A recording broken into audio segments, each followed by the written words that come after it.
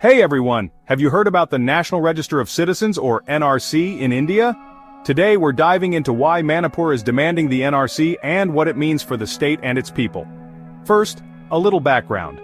The NRC was first created in 1951 to identify Indian citizens and distinguish them from illegal migrants. It was updated in Assam in 2019 due to concerns over large-scale illegal migration. So, why is there a demand for the NRC in Manipur? Well, Manipur shares a 398 kilometers porous border with Myanmar, making it easy for illegal immigrants to enter. After the 2021 military coup in Myanmar, there was a significant influx of refugees into Manipur. Allegations have surfaced that illegal migrants are obtaining Indian documents like Aadhaar and voter IDs. Now, indigenous communities in Manipur, such as the Meiteis, Nagas and Kukis, are worried. They fear losing their cultural and political identity due to the influx of foreigners. Unchecked migration could dilute scheduled tribe and scheduled caste benefits meant for these indigenous groups. Rising ethnic tensions have also been a concern. Clashes between local communities and suspected migrants have led to violence. There's a growing fear that migrants are encroaching on reserved forest lands and indigenous territories. For instance, the 2023 ethnic clashes between the Meiteis and Kukis were partly fueled by allegations of illegal settlements.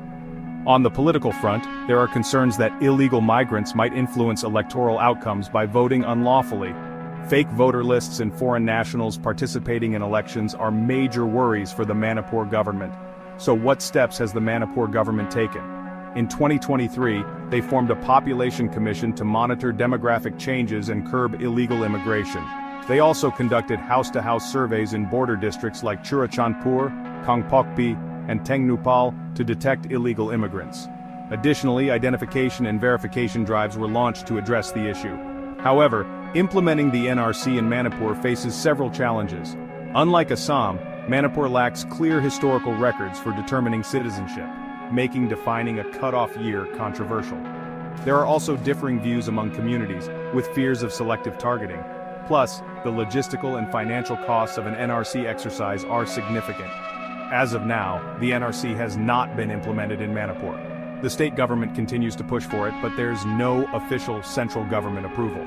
House-to-house identification of illegal migrants is ongoing, and the issue remains politically sensitive.